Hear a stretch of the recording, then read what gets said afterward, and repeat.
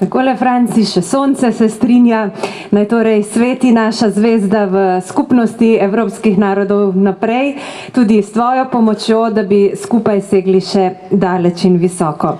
Mi pa sedaj k besedi vabimo tudi predsednika Slovenske kmečke zveze pri Slovenski ljudski stranki.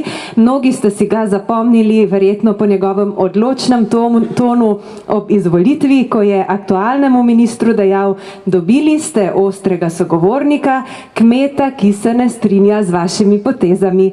In ta odločnost gre zelo dobro skupaj z besedami patra dr. Karla Gržana, ki naroča: blesteti moramo v lastni identiteti, ne puklasto, ne hlapčevsko, ampak samozavestno. Gospod Rok Sedminek, verjamem, da boste vse to danes združili tudi v vaše praznično voščilo.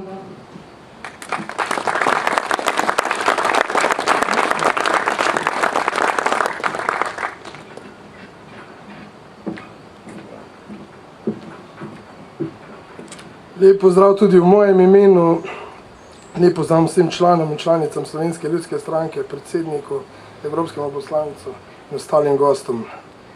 Spoštovani, ko sem se odločil, kaj bom v življenju počel in kaj bom postal, je skupina mladih kmetov v moji domači občini v Žalcu 29. februarja gradila temelje Slovenske kmečke zveze, ki je na današnji dan pred 29 leti pokazala, kaj hoče in kam gremo. Pridružil sem se jim prepričan, da gremo v pravo smer. Skupina kmetov v Unionski dvorani je s preprosto kmečko pametjo postavila temelje slovenske demokracije. Takrat so vedeli, da tako ne gre več naprej. Slovenska kmečka zveza si je na začetku prizadevala za odpravo hektarskega maksimuma, vrednote družinskih kmetij in ohranjanje slovenske krajine. Danes, 29 let pozneje, te tri vrednote še vedno obstajajo nedorečene in ne v celoti izpolnjene. Slovenija dnevno pozida najboljša kmetijska zemljišča, kar vidimo na primerih Magna Steyr, tretja razvojna os, avtocesta, drugi tir, vodni zadrževalniki in podobno. Po pomenu družinske kmetije ni definirano, ali je to kmetija s kapitalom ene družine ali so vsi zaposleni na tej kmetiji in upravljajo samo kmetijsko dejavnost. Zaradi teh dveh neurejenih statusov se spreminja in degradira pokrajina naše države, hkrati pa smo priča zmanjševanju samooskrbe, ki je bila zelo pomembna v času osamosvajanja. Danes, ko stopamo v 30. leto delovanja Slovenske kmečke zveze, menim, da je izvrstna priložnost, da opozorimo na nepravilnosti in spremenimo neučinkovitost delovanja države v kmetijskem sektorju. Saj bomo v nasprotnem primeru posledice občutili še naslednje generacije. Resno pa bo ogrožena tudi suverenost Republike Slovenije. Enkrat za vselej moramo definirati družinsko kmetijo ter jim omogočiti pravično davčno in socialno okolje. Na območjih z slabšimi pogoji za kmetovanje moramo omiliti državne zahteve in s tem dati možnost razvoja lastnim gospodarstvom in priložnost nasledstvo tradicionalnim kmetijam. Te so omogočili generacijne ohranjenosti poseljenosti naše države in s svojim dejanjem urejali kulturno krajino. To je en pogoj mora dodati.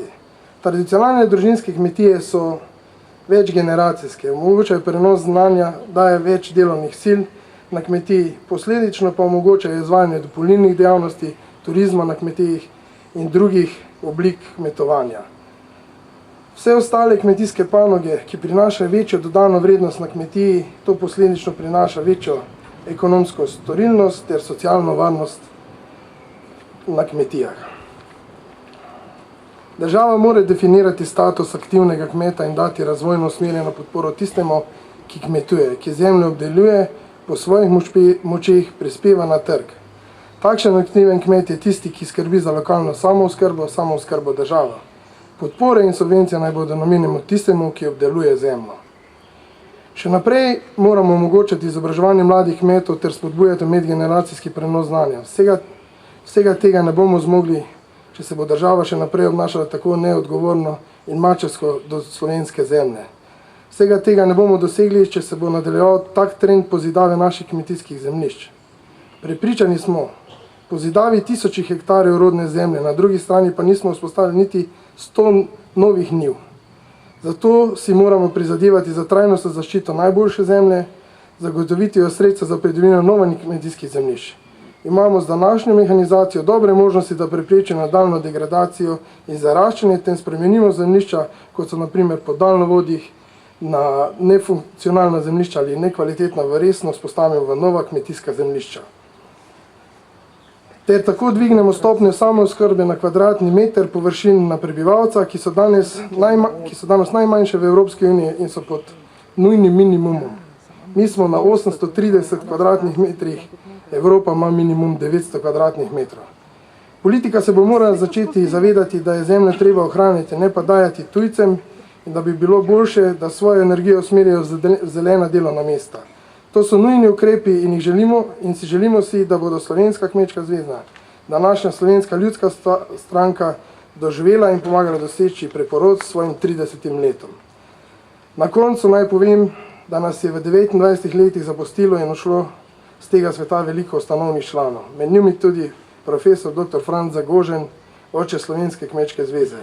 Zato se jim želim še danes zahvaliti za njihova dejanja, za vse, kar so storili za nas, za Slovenijo, za Slovensko ljudsko stranko. Ponosen sem, da sem lahko vodil Slovensko kmečko zvezo pri SLS, saj je Slovenska kmečka zveza mati demokracije v Sloveniji. Obljubim, da bom tudi v prihodnje negoval demokracijo po svojih močeh. Hvala.